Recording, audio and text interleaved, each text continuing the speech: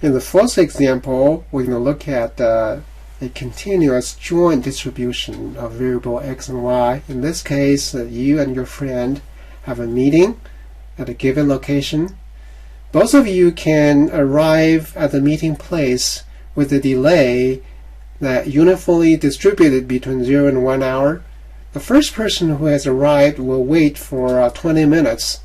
And if in these 20 minutes the other person does not show up, the first person will leave. So we're going to calculate the probability that the two people are actually going to meet. And finally, just like in other cases here, we're going to do an Excel simulation just to, just verify our knowledge is correct, calculation is correct here. So you already draw a diagram here. Your x is, say, is one person's arrival time. Your y is another person's arrival time. Your total sample space is your arrival time is just x and y pair. That each one is between 0 and 1. This is your total sample space. Okay? And the sample space of interesting is the meeting here. Meet. Okay, we say A, meet, is the condition that the absolute value of, say x and y is such that your absolute value of x and minus y difference had to be not exceeding 20 minutes, which is 1/3 of an hour. So that is the event here. And to calculate the event here, since there's an infinite number of points in our sample space, we cannot simply do a frequency count, frequency ratio. So in this case, and since each arrival pair x and y is uniformly distributed, so we might assign probability proportional to the size. So we say probability of A is area of A, we say size of A divided by the size of this unit square, right? So unit square is 1, just this area, just say size of A. So we just need to calculate the size of A. But what is A here? Okay, what is this event that the two people are gonna meet here? So I have two lines here. The first line you can see is y is greater than x by 1/3. The second line is x here. This line is x is greater than y by 1/3. So your shaded area here is a distance where the two are going to meet. So the absolute value of the difference is not exceeding 1/3. So to calculate area size A, I think it's good to calculate the complement.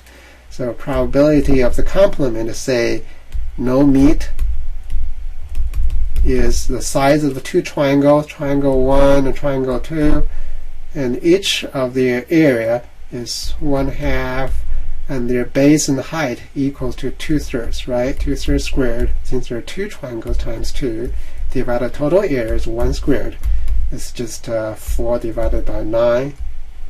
So probability of meet is just complement of this, or 4 divided 9 is 5 divided by 9. Or you can say the area of the shaded region is 5 divided by 9. Okay, so your total area is 1 minus your area of the no meet.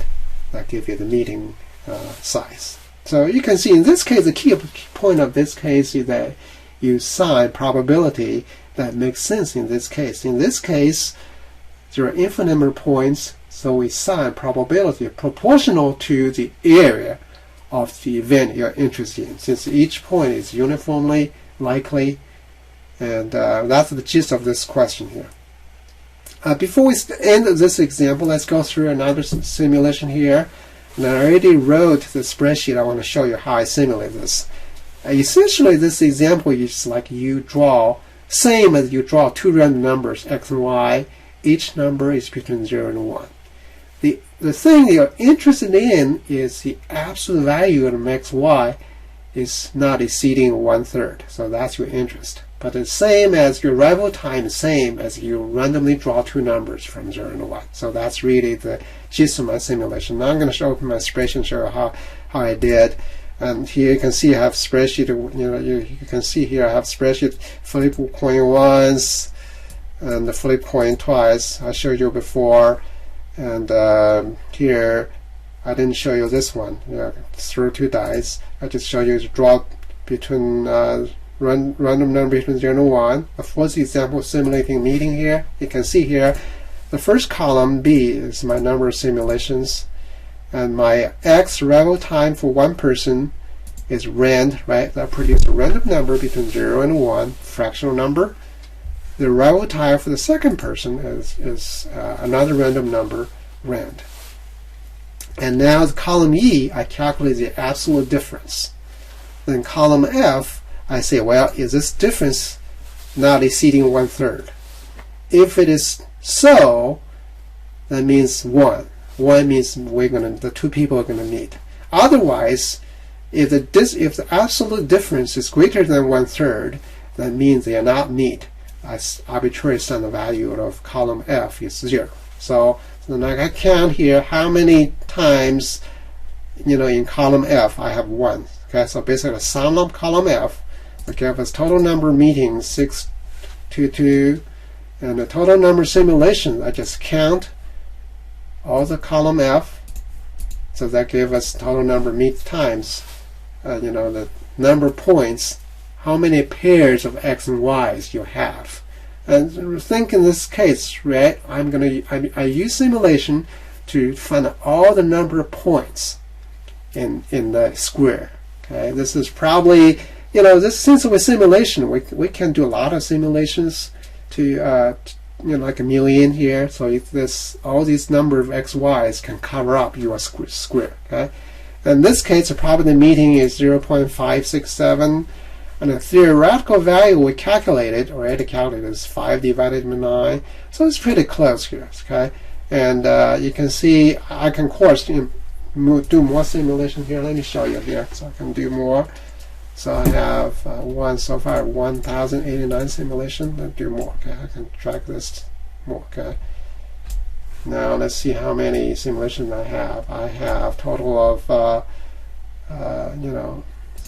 1,191. The probability is pretty close, right? 0.5 and 5. And that's the end of this example.